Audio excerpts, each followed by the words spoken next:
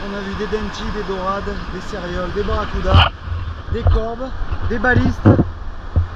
Quelques dentis. Et ouais, un tout petit peu de dentis quoi. Tout petit peu de dentis. En gros, tout ce qui est le plus merdique à voir dans cette mer Méditerranée, qui est la plus polluée, la plus horrible du monde, on l'a vu. Voilà, ça se passe là.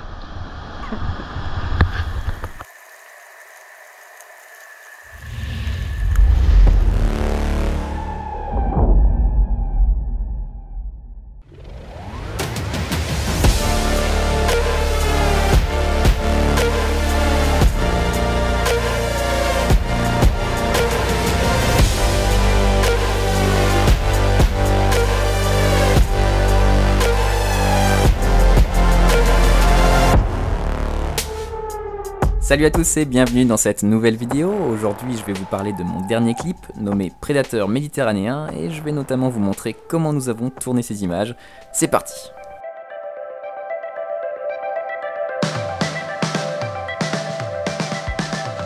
Cette micro-aventure a commencé lorsque Charles m'a proposé une petite sortie sans fusil, juste avec nos caméras, histoire de passer un bon moment dans l'eau. Charles, c'est ce gars-là, un apnéiste passionné que je connais pas depuis très longtemps et qui m'a motivé à entreprendre pas mal de choses dernièrement. Il est membre du club historique marseillais Massilia Sub et fait partie de l'équipe de l'Odyssée Bleue de Stéphane Mifsud. C'est un chasseur sous-marin qui, comme moi, apprécie parfois poser le fusil et simplement descendre, observer les animaux.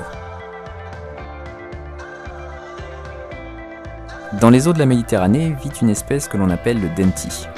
Ce poisson a pris pour habitude de se méfier des plongeurs si bien qu'il est particulièrement difficile à approcher. Son intelligence quasi légendaire met à rude épreuve quiconque essaye de le capturer. Après avoir passé quelques temps à le traquer en chasse sous-marine, je me suis mis en tête de l'approcher le plus près possible pour le filmer. Et ça tombe bien, puisque Charles me guide justement sur une zone que l'on pourrait qualifier de royaume des dentis.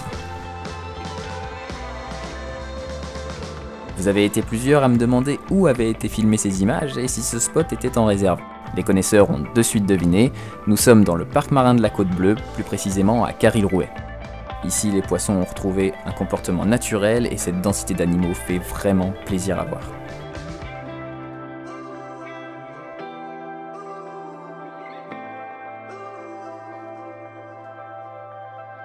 Pour rappel, le parc marin dispose de 2 aires marines protégées où toute forme de pêche est formellement interdite, tout comme la plongée en bouteille et le mouillage des embarcations.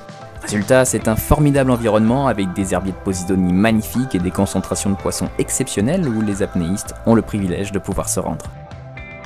Honnêtement, je pense que cet été, j'ai dû passer plus de temps à me faire plaisir en réserve qu'à chasser. C'est Frédéric Di Meglio qui nous avait raconté à l'occasion d'une interview il y a quelques années qu'il avait trouvé des sensations similaires en photo qu'en chasse sous-marine. Et je suis complètement d'accord avec lui, d'autant plus quand on le fait en apnée.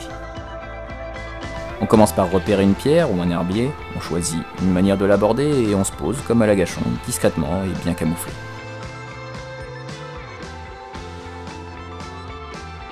On attend plus ou moins et on essaye de faire venir les animaux le plus proche possible pour finalement appuyer sur la détente. L'obturateur s'ouvre, capture la lumière l'espace d'un bref instant, figeant alors la scène sur une image. Et tout comme la chasse, ça ne s'arrête pas là.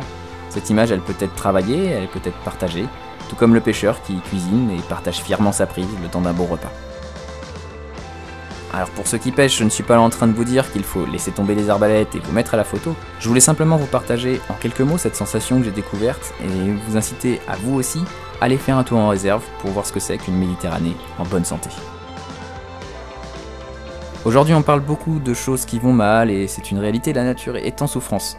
Mais il y a tellement de belles choses à voir, ce serait dommage de passer à côté.